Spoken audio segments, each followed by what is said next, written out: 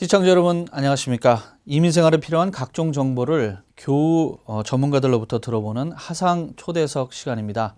오늘은 음주운전의 위험성과 단속 시 주의사항 알아보도록 하겠습니다. 이 자리에는 페어팩스 카운티 경찰국의 로이체 형사 나와 계십니다. 네, 안녕하십니까? 네, 안녕하세요. 네, 연말연시가 다가오고 있는데요.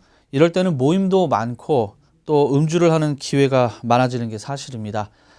술을 마시고 운전해서는 당연히 안 되겠죠. 하지만 어쩔 수 없이 운전을 하고 가다가 단속을 받게 될 경우가 생기는데요. 이럴 때 어떻게 대처해야 할지 궁금합니다.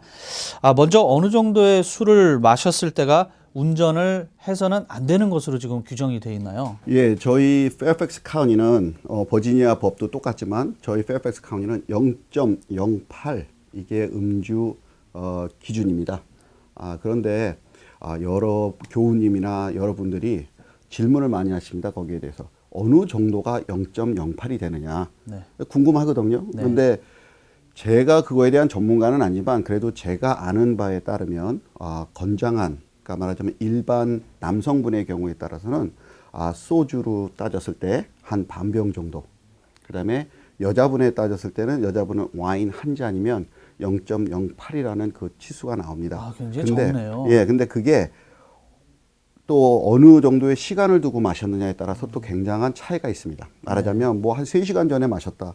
그러면 벌써 소화도 되고 이게 알코올이 다 빠지기 때문에 좀 괜찮지만 1시간 이내 먹었다 하면은 아직도 그 치수가 그대로 유지되기 때문에 굉장히 위험합니다. 네, 그렇군요. 예. 자, 또 하나 궁금한 게 운전을 하다가 경찰관으로부터 정지를 당했습니다. 그럴 때 운전자가 좀 조심해야 될 거 어떤 게 있을까요? 예, 우선은 첫째도 둘째도 음주운전을 하시면 첫째도 둘째도 안 되겠지만 만약에 부득이한 경우에 그러니까는 술을 좀 잡수셨다. 그렇지만은 충분히 내가 운전하고 집에 갈 수 있을 정도, 말하자면 뭐 소주 한 잔, 아까 말씀한 대로 그 치수보다 낮게 잡섰을 때는 내가 운전하고 가다가 보통 경찰이 잡는 이유는 음주운전 하시는 분 잡는 이유는 몇 가지 됩니다. 그게 뭐냐면 첫째, 음주를 많이 하신 분들은 우선 속도가 빠릅니다. 빨리 집에 가기 위해서 그럴 수도 있겠지만 남보다 난폭 운전이 좀 심하고요. 네. 두 번째는 또 반대로 술을 잡섰기 때문에 운전을 더 천천히 합니다. 그러니까 스피드 리밋보다도 더 천천히 하는 경우가 있고요.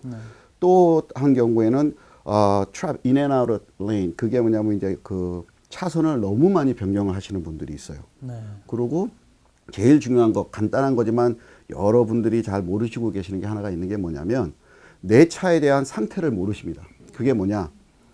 요즘 차들은 시동을 걸면은 바로 헤드라이트가 나오지 않습니까? 네. 오토매틱으로. 그렇지만 그것도 작동을 안 했을 경우에는 앞에 헤드라이트가 안 나오는 경우가 있습니다.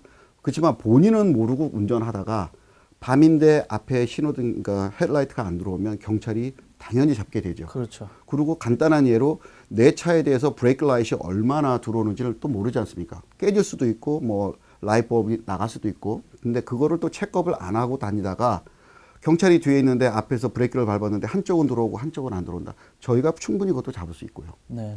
제일 문제가 되는 건 뭐냐면 여러분들이 잘 모르시고 계신데 차에 보면 테일 라이트이 있습니다. 그게 뭐냐면 번호판 거기 바로 위에 조그만한 불이 하나 들어옵니다. 예. 그 불이 거의 사람들이 모르는 경우가 많은데 꺼져 있는 경우가 있습니다. 그럴 때도 저희가 밤에는 잡습니다. 네. 근데 우리가 잡았을 때 이분이 술 냄새가 난다든지 이러면 당연히 거기서부터 조사가 시작이 되겠죠. 그러니까 운전을 하실 때 항상 조심해야 될 거는 내 차에 대한 상태를 먼저 점검하시고, 무엇보다도 술을 드셨으면 절대로 운전하시면 안 되고요. 네. 왜냐하면 지금 말씀 좀 이따 드리겠지만 술은 내가 만약에 잘못해서 걸려서 경찰서에 들어가면은 1급 경범죄에 들어가지만 만약에 이분이 사고를 내서 큰 사고를 내면 이게 형사법의 범법자가 됩니다. 네. 그렇기 때문에 항상 조심하시는 게 좋습니다. 네. 저 한 가지만 더 여쭤보자면은 예. 이거는 뭐 음주운전뿐만이 아니라 일반적인 그 트래픽 스탑이라고 하나요? 네네. 그 경찰관이 정지를 시켰을 때 네. 뭐 제가 듣기로는 뭐 문을 열고 내린다든가 이런 행동을 하면 절대로 안 된다 그러는데 좀 주의해야 할 행동들이 뭐가 있을까요? 제일 주의해야 될 행동은 첫째, 만약에 내가 운전하다가 뒤에 경찰관이 무슨 이머전시 라이트나 사이렌을 울렸을 때는 제일 좋은 갓길로 우선은 차를 대시고요. 그게 보통 오른쪽으로 대시는 게 좋고요. 네. 만약에 그 주변으로 가다가 뭐 주차장이 있다든지 뭐 어디 뭐 뱅크 주차장이나 뭐 쇼핑몰 주차장이나 아니면 슈퍼마켓 주차장 같은 데가 있으면 들어가시는 거는 더더욱 좋습니다. 네. 왜냐하면 서로의 안전을 위해서. 그렇죠. 예. 본인 그 운전자의 안전과 이제 경찰의 안전을 위해서 그렇게 하면 좋고요. 그다음에 경찰이 오기 전까지는 절대로 차에서 나오시면 안 됩니다. 제일 좋은 방법은 차에서 나오시지 마시고 차 안에 있는 불을 켜시는 게 더 좋고요. 네. 왜냐하면 우리도 누군지를 모르기 때문에 위험한 상황이거든요. 네. 그리고 항상 우리가 접근하기 전에 손은 항상 그 운전대 위에다가 네. 얹어 놓으시면 잡고 있고. 세이프티 때문에 그러면 서로가 나도 안전이 중요하지만 우리 운전자의 안전도 중요하기 때문에 그런 간단한 거는 따라주시는 게 좋습니다. 절대 그러고 차에서 나오시면 안 됩니다. 네, 알겠습니다. 자, 다음 질문 드려보겠습니다. 연말 연시에 음주운전을 특별히 단속하는 기간이 혹시 있나요? 있다면은 그거는 일반인들이 좀 어떻게 알 수 있는지요? 예, 단속 기간은 있습니다. 근데 그거는 저희도 모르고 아무도 모릅니다. 그렇지만 연말이 돼서, 그러니까 말하자면 지금 뭐 땡스기빙이나 곧 크리스마스가 돌아오고 그다음에 이제 또 막년에 새해가 오지 않습니까? 네. 그러면 그거에 따라서 우리는 더 많은 인력을 바깥으로 내보내서 순찰을 합니다. 그게 왜냐하면 더 세이프티 하기 위해서. 하지만 그게 언제냐, 뭐 어디서냐, 이거는 저도 모릅니다. 대신 그게 이제 랜덤을이라 그래서 거의 뭐 그냥 막 합니다. 어디든 뭐 저희가 일주일에 한 번, 2주에 한 번, 아마 우리 교우분들도 아마 보실 겁니다. 이렇게 운전하고 가시면 연말 되실 때는 이상하게 경찰이 더 많네. 이런 경우가 있습니다. 그거는 뭐냐면 그만큼에 대한 그러니까 뭐 이런 시민들이 많이 술에 접하고 그다음에 또 빨리 난폭 운전도 많고 이러기 때문에 경찰 배치를 많이 합니다. 페어팩스 카운티 그 웹페이지에 홈페이지에 그런 일정이 올라온다는 얘기도 있는데 그건 아닌가요? 그거는 아닙니다. 예, 그런 거는 아니고 그게 아마 그날 돼서 올라왔을 수는 있지만 그 정도는 아니고요. 네. 항상 기간은 조심하라는 기간, 그 조심하라는 기간만 저희가 아마 홍보를 할 겁니다. 네. 자, 올해 말 이제 벌써 2018년이 다 얼마 안 남았는데요. 연말 연시, 그러니까 올해 작년 규정하고 비교해 봤을 때 좀 달라진 거는 있을까요? 달라진 거는 없습니다. 음주운전은 항상 다른 뭐 법은 조금씩 바뀔 수 있지만 음주운전은 항상 똑같습니다. 작년이든 재작년이든 뭐 몇 년 전이든 항상 그 기준치도 똑같고 저희가 지금 핸들하는 그런 것도 다 똑같습니다. 네. 자, 음주운전에 적발이라고 하면 뭐하지만 경찰의 그 정지를 이제 당했는데 어떤 테스트를 하게 되나요? 그 자리에서는?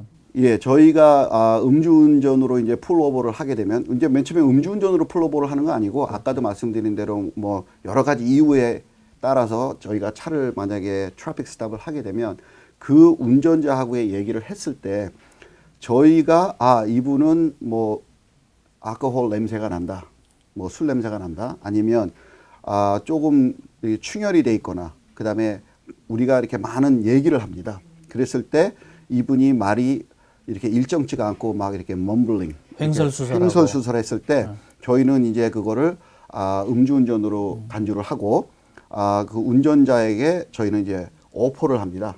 그게 뭐냐면 제가 음주운전 테스트를 할 텐데 그거를 따라주겠느냐. 그래서 그게 뭐냐면 sobriety 테스트라고 합니다. 저희가 sobriety 테스트는 여러 가지 종류가 있습니다. 뭐 경찰관들마다 약간씩은 틀리겠지만 거의 비슷합니다. 그게 뭐냐면 우선 첫째 뭐 눈에 초점을 우선 테스트한다든지 아니면은 뭐 walking turn 뭐 걸어갔다 걸어오는 거 아니면 one leg standing 그 한쪽 발을 들고 뭐 카운트를 한다든지 아니면 뭐 ABCD를 뭐 어느 정도 알파벳을 외운다든지 그게 근데 그분들의 교육 수준에 따라서 저희가 질문을 합니다. 왜냐하면 어떤 분들은 대학 나온 사람들은 조금 더 어렵게 질문할 수 있겠지만은 뭐 미국 사람들 같은 경우에도 초등학교도 안 나오는 분들한테는 그런 게 좀 어려울 수도 있거든요. 그렇죠. 그러니까는 좀 더 쉬운 뭐 숫자를 센다든지 이런 거를 할 수가 있습니다. 그게 sobriety 테스트라고 하는데 그런 테스트를 해서 만약에 어떤 분들은 그러면 이렇게 얘기를 합니다. 만약에 내가 그거를 refuse를 하면 어떡하냐. 네네. 그러면 그랬는데도 나를 데려갈 수 있느냐. 경찰은 저희한테 주어진 임무는 만약에 이분이 그런 sobriety 테스트를 안 받아도 만약에 그런 내가 생각했을 때 이분이 분명히 술이 취했고 그거에 대한 충분한 제가 probable cause 확실한 증거가 있다면 그런 sobriety 테스트를 안 해도 저희가 체포를 할 수 있습니다. 그러니까 이제 그 음주 측정기, 소위 말하는 음주 측정기를 거부해도 체포할 수 있다는 말씀이시죠? 그렇죠. 음주 측정기는 분명히 우리 교우분들이나 이 시청하신 분들이 좀 알아두셔야 될 거는 뭐냐면 음주 측정은 제일 마지막에 저희가 어포를 합니다. 저희가 이거를 해라 이렇게 말은 안 합니다. 이거를 우리가 이제 그걸 PBT 테스트라 그러는데 예. 그 PBT 테스트를 하겠느냐 이렇게 저희가 어포를 하는 거지 이걸 꼭 해야 된다 이렇게 말은 안 합니다. 근데 만약에 이거를 거부를 했을 경우 그러면 나한테 불이익이 오느냐 그거는 아닙니다. 예. 대신 음주 측정을 안 했는데도 나를 왜 체포를 하느냐 이거는 아까도 말씀드린 대로 저에 대한 모든 그런 충분한 증거가 있기 때문에 음주 측정을 안 해도 그분을 체포해서 그 구치소 말하자면 Adult Detention Center ADC로 체포해서 갈 수 있습니다. 그렇군요. 자, 또 궁금한 거 한 가지는 그렇게 해가지고 음주운전 적발을 당했습니다. 그러면은 나중에 다 끝난 다음에 이 차를 몰고 다시 집으로 갈 수가 있나요? 그거는 절대로 몰고 갈 수 없고요. 그렇죠. 예. 음주 측정을 해서 만약에 체포를 하면 그 차는 우리가 토잉을 시킵니다. 네. 예, 그거에 대한 모든 정보는 이제 뭐 카피를 해서 나중에 그 구치소에서 다 이런 거 드리는 거고요. 예. 그 다음에 만약의 경우 음주 측정을 했는데 이분이 만약에 술은 조금 먹었지만 그 정도 기준치는 넘지 않았다. 그랬을 경우에는 저희가 어플을 합니다. 분명히 뭐 때문에 잡았으니까 그거에 대한 티켓은 주겠죠. 그렇죠. 그렇지만은 우리가 그분한테 어플을 합니다. 이 운전을 하고 가지 말고 대신 대리운전 기사나 아니면 차를 안전한 세이프티에 있는 데다가 놓고 네. 택시를 타고 가라고 저희가 얘기를 합니다. 네. 그런 경우가 좋고 그 다음에 PBT 테스트를 아까 얘기를 드렸지만 네. 길에서는 제가 거부를 할 수 있습니다. PBT 테스트를. 예. 만약에 그런데도 저를 체포를 해서 ADC를 가면 그 구치소 안에서의 또 한 번의 PBT 테스트를 합니다. 그거는 그 전문가들이 하는 건데요. 예. 그거는 refuse를 그러니까 말하자면 저희가 어포를 하는 건 아닙니다. 의무적으로 해야 되는 거죠. 밖에서는 어포를 하지만 안에서는 의무적으로 해야 됩니다. 예. 근데 그것도 내가 꼭 해야 되느냐? 그건 아닙니다. 예. 만약에 내가 그거를 refuse 할 수도 있습니다. 예. 만약에 refuse를 하면 저희 쪽에서 하나의 더 차징을 더 합니다. 그걸 뭐냐면 이제 refuse 테스트라 그래가지고 그게 이제 또 클래스 1 미스드미너에서 1년 운전 정지를 당합니다. 그러니까 서스펜드 라이센스가 되는 거죠. 그렇군요. 예. 근데 그거는 뭐 지금 금방 말씀드린 대로 해도 그만 안 해도 그만입니다. 그렇지만 안에서는 하시는 것도 그러니까 저희가 어플을 하는 게 아니라 강력하게 주장을 하기 때문에 네. 안 하게 되면 그만한 거에 대한 대가를 하나 더 치우셔야 처벌이 더 이제 처벌을 하나 더 받으십니다. 예. 지금 처벌 얘기가 나와서 말씀인데 네. 정도에 따라서 어떤 처벌이 가해지는지 그것도 좀 설명을 해 주시죠. 우선은 뭐 아까 말씀드린 대로 0.08이 되게 되면 그거는 뭐 우선은 DWI로 들어가게 되는 거죠. 네. 근데 그러면은 만약에 많이 마신 분들 만약에 뭐 한 그날 그 PBT를 불고 다 했는데 뭐 포인트 2나 포인트 3가 넘는 분들도 있습니다. 예. 이게 굉장히 위험한 거거든요. 그렇죠. 근데 그분들에 대한 처벌은 다릅니다. 그러니까 말하자면 일반 기본적인 음주운전의 처벌하고 그분이 술을 많이 마셔서 정말로 자기 몸을 못 가눌 정도에 그래서 걸렸을 경우하고는 저희가 그분은 아마 바로 나오지도 못하고 그쪽에서 구류를 좀 더 살아야 됩니다. 예. 그리고 아마 판사를 그 다음 날 바로 만나야 됩니다. 네. 그래갖고 이런 절차가 조금씩 틀립니다. 그러니까는 알코올을 많이 드실수록 그런 그러니까 저희가 차징하는 게 일반 기본적인 거하고는 확연히 틀립니다. 네. 지금 뭐 차이점을 간단하게 설명을 해주셨지만 카운이나 시티나 이런 지역에 따라서 그 규정이나 이런 것도 다른 게 물론 있겠죠. 어떻습니까? 카운이나 시리는 뭐 다른 거는 규정이 다를 수 있겠지만 DWI는 똑같습니다. 이게 왜냐하면 버지니아 주로 해서 하는 거고 보통 꼭 버지니아뿐만이 아니고 아마 미국 전체 주로 했을 때 그렇게 틀리진 않을 겁니다. 네. 거의 DWI 케이스는 다 똑같습니다. 네, 알겠습니다. 자, 그렇다면 음주운전 측정에 이제 걸려서 적발이 됐습니다. 네. 근데 누군가에게 도움을 좀 요청하고 싶은데 예. 어떻게 해야 되는지, 누구한테 도움을 요청할 수 있는지 뭐 그런 거 좀 설명해 주시죠. 뭐 도움은 뭐 우선은 누구한테 도움을 요청할 수가 있느냐 그게 제일 중요하긴 하지만 네. 우선 내가 걸려서 그 다음 날 나오게 되면 변호사를 우선 사셔야 됩니다. 예. 변호사의 도움을 제일 받으셔야지 예. 누구 내가 아는 분이 뭐 전에 음주운전으로 걸렸는데 내가 그분한테 조언을 좀 받겠다. 절대 그러시면 안 됩니다. 왜냐하면 그분이 법적으로 아시는 분이 아니기 때문에 그렇죠. 만약에 그분이 법에 대해서 잘한다면 당연히 조언을 받을 수 있겠죠. 네. 그렇지만 전에 음주운전으로 걸리신 분한테 내가 조언을 받겠다. 이거는 좀 아닌 것 같습니다. 네. 그러니까 변호사분을 만나서 그런 거에 좀 경험이 많으신 분을 만나서 자기의 모든 케이스를 얘기를 하시고 그거에 대한 조언을 받으시는 게 제일 좋습니다. 네, 한 가지 더 여쭤보고 싶은 거는 뭐가 있냐면은 그 체류 신분에 따라서 음주운전 적발됐을 때 받을 수 있는 처벌이라든가 어떤 조사라든가 이건 어떻게 될까요?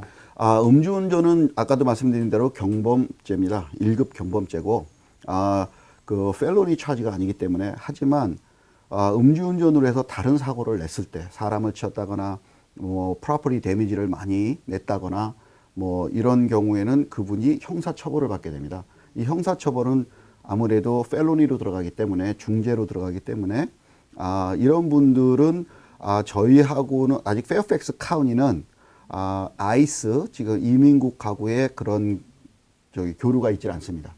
그러니까 그렇지만 펠로니일 경우에는 자동으로 그게 아이스로 넘어가게 됩니다. 네. 그런데 저희 카운티 말고 만약에 프린스 윌리엄 카운티나 뭐 라우런 카운티나 알링턴 카운티는 제가 아는 범위 내에서는 지금 아이스하고 다 연결이 돼 있기 때문에 모든 뭐 일반 미스티미너 경범죄 차지도 아마 분명히 아이스 직원이 나와서 다시 조사를 할 겁니다. 네, 그렇군요. 자, 끝으로 저희 그 시청자 여러분께 당부하실 말씀 있으시면 좀 한 말씀 부탁드립니다. 예. 교우 여러분, 이 시청을 하시는 모든 분들께 제가 당부하고 싶은 말은 이제 연말도 다가오고 이제 2017년이 곧 이제 끝나갑니다. 그래서 이제 많은 모임도 있으실 거고 그다음에 많은 무슨 뭐 행사도 있으실 텐데 부득이한 경우에 내가 술을 드셨다. 뭐 정말로 내가 보기에는 내가 이 정도 먹어도 운전할 수 있겠다. 절대로 본인 스스로의 판단을 하지 마시고 내가 술을 조금 드셨다 하면 대리운전 특히 연말에는 아마 택시를 부르시면 페어팩스 카운티는 아마 무료로 어디 반경 가까운 데는 무료로 저희가 운행을 하는 걸로 알고 있습니다. 그거는 웹사이트를 찾아보시면 분명히 나올 거고요. 그러니까는 내 대리운전, 뭐 와이프나 뭐 우리 자식이나 아들, 딸, 뭐 주변 사람들이 대신 와서 날 대신 운전해 줄 수 있는 그런 꼭 문화가 필요하고요. 이제 2017년도 곧 다가 끝나가고요. 이제 2018년 새해가 이제 곧 있으면 오는데, 교우 여러분 모든 그 계획하신 일, 그러고 내가 생각했던 일, 2018년에는 꼭 꿈을 이루시기 바라겠습니다. 감사합니다. 네, 오늘 말씀 감사합니다. 고맙습니다. 네, 지금까지 페어팩스 카운티 경찰국의 로이체 교우와 이야기 나눠봤습니다. 시청해 주셔서 고맙습니다. 다음 이 시간에 다시 찾아뵙겠습니다. 감사합니다.